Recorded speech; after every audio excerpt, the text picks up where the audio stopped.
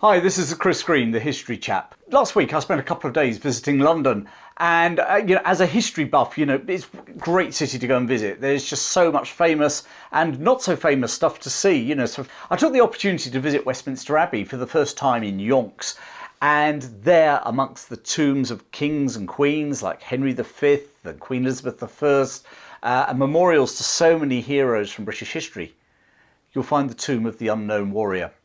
And I just want to spend a couple of minutes telling you the background to the story of the unknown warrior in this tomb in Westminster Abbey. The First World War, 1914 to 1918, was numerically Britain's costliest war. According to the Commonwealth War Graves Commission, about 888,000 men from the British Isles died in the First World War. To put that into context, if that was a city, it would rival Manchester. As a city, well, it'd be bigger than Manchester probably. It'd be probably Britain's third biggest city. That's the size of the population of young men that were lost in the First World War. It accounted for 6% of the entire male population of the country, or 1 in 10 of those who donned a uniform during the First World War died. It dented the population so much that in the 1921 census, for every 109 women, there were only 100 men in the country. And that sense of both physical loss but emotional loss is still remembered every year by the wearing of poppies and at the remembrance services up and down the country. What you might not realise is that according to the Commonwealth War Graves Commission, only half of those who died were ever identified and given a formal burial. 407,000 young men were buried either unknown or indeed their bodies have never been found. Bodies are still being unearthed to this day by farmers and archaeologists. Nearly half of the men who died have never had a formal burial with a name on a gravestone. Yeah, and just put that into context. It's sort of the size of Cardiff. All those young men. And the idea of some sort of memorial to all those who'd given their lives but couldn't have a formal grave actually came from an army chaplain on the Western Front during World War I, a guy called Reverend David Railton. And during the war, he saw a simple grave that had been made with a cross, and all it was written was "an unknown soldier." And this dwelt on his mind. And at the end of the First World War, Railton took his idea to the Dean of Westminster Abbey, actually, a guy called Herbert Ryle.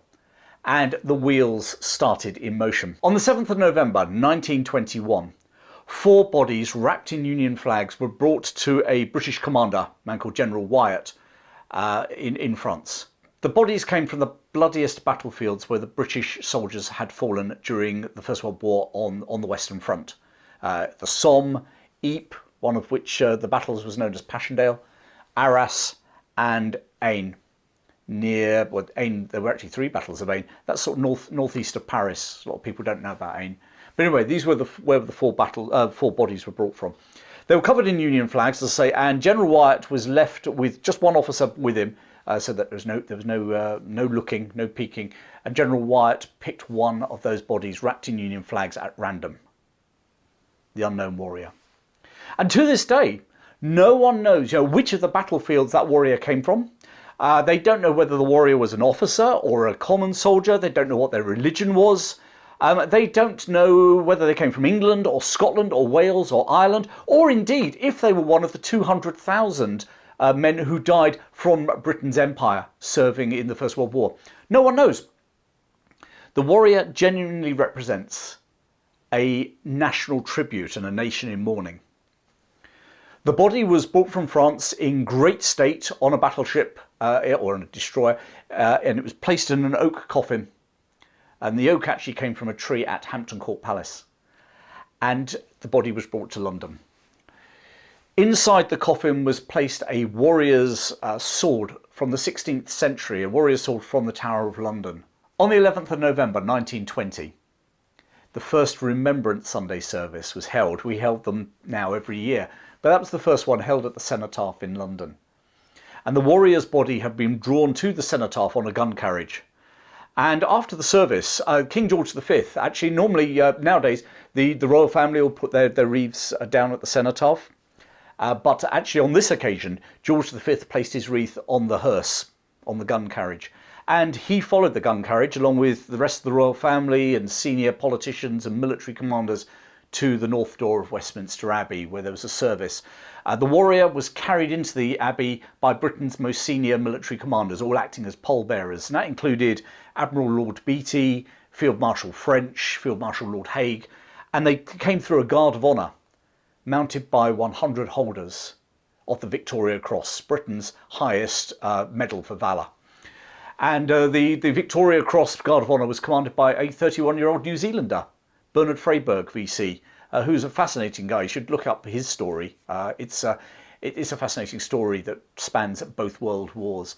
During the next week, 1.25 million people filed past the tomb of the unknown warrior to pay their respects.